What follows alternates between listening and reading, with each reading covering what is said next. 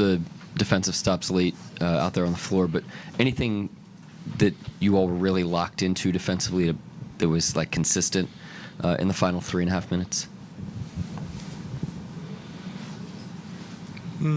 Not per se. I would just say it was like winning time, and we knew having a lead, the only way they can get back in is if they score, and if we stop them scoring, we'll win the game at the least. So that's what we hung our hat. That's what we focused on, and that's why we got a dub. What is it about these Lou threes? They just seem to be such momentum turners sometimes in the course of a game.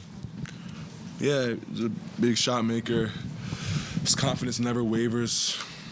He steps into every shot like he's made his last 5, and that's why he's become the shooter he's become. He's confident, he works hard, and he trusts his work. Just talk about Chet's night. This activity he had on both ends of the floor, taking it from coast to coast, and everything he did defensively. Yeah, he was really good. Nothing that we haven't seen before. Like you said, he was active on both ends, really aggressive offensively. He was downhill, playing through contact. His size was a problem. His versatility was a problem. It's a typical Chet Holmgren game.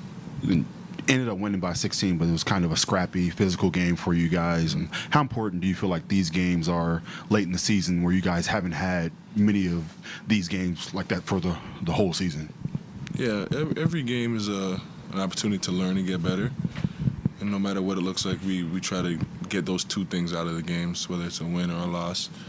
And I always say, like, every game's going to look different. Every game's going to present us different challenges. It's how we go about them. And being able to adapt on the fly and come out on the winning side of challenges is a good habit to create. I think Chet had 9 total points the last 2 games, and he matched that in the first 7 minutes tonight. Was there just more of an emphasis to get on the ball, get him going, or was it kind of just all within the flow of the offense? Yeah, all within the flow. He's a really good player, so like him struggling, we don't ever worry about, or him having slow nights, we don't ever worry about. He'll get back to himself. He works hard. He knows what it takes every night. And some nights you're gonna have bad nights, and that's just what comes with the game. And tonight he did not have a bad night. And yeah, that's what we expect from him, to bounce back like that.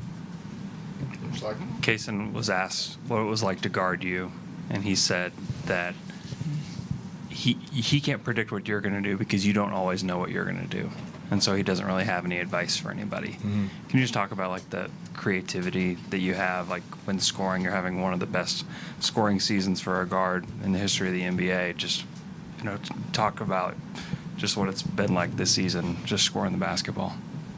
Yeah, it's been fun. It's been a ride. I'm just at the end of it having fun playing basketball. I think that's what I point it all to.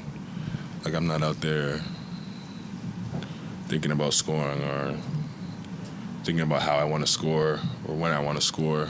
It's just like I have all these things in my bag, I guess you can say, and I go out there and read and react what the defense is giving me, and I just try to take it and be aggressive and confident with it, and look up at the end every night, and following that formula usually goes well for me. So it's just been fun.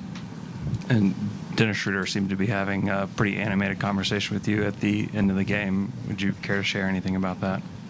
Nah, it was nothing. You go to Cliff now?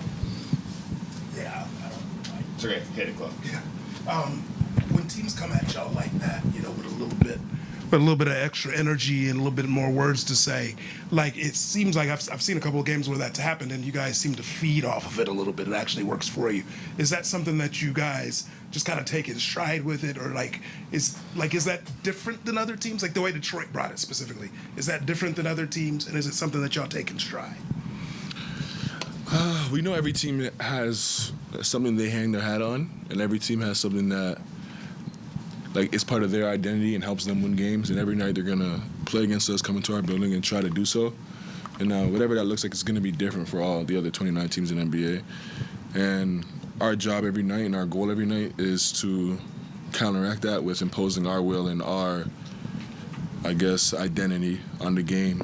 And usually when we do so, we end up in the win column. And that's what it's about. Like, no matter who comes in there or what comes in here.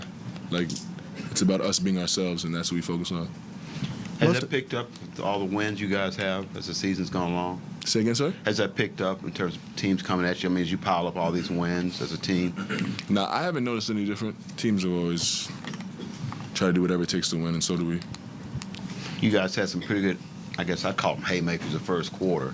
You came out really aggressive, but they hung with you. That's kind of surprised you a little bit that they were able to hang and take those shots from you in the first quarter. Not at all. They're a good team. Their record says so. They've been playing well.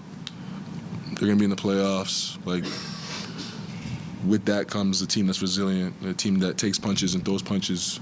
That's usually how your record ends up like that. So we didn't come in here and think that they couldn't play with us. We know that any night in the NBA, you can get beat if you don't play a full 48-minute game.